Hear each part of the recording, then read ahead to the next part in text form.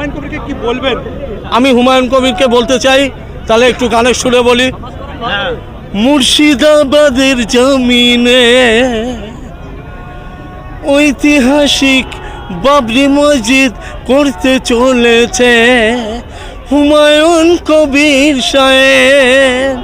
সালাম জানাই তোমায়, সালাম জানাই তোমায়।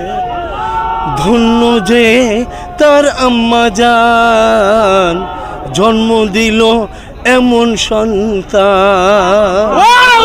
ধন্য হলো তার আম্মা জান জন্ম দিল যাকে এমন সন্তান।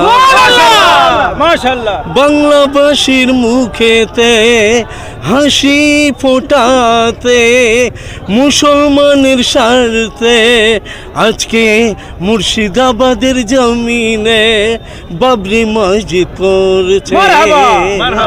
নারায়ে তাকবীর, আল্লাহু আকবার। বাবরি মসজিদ জিন্দাবাদ।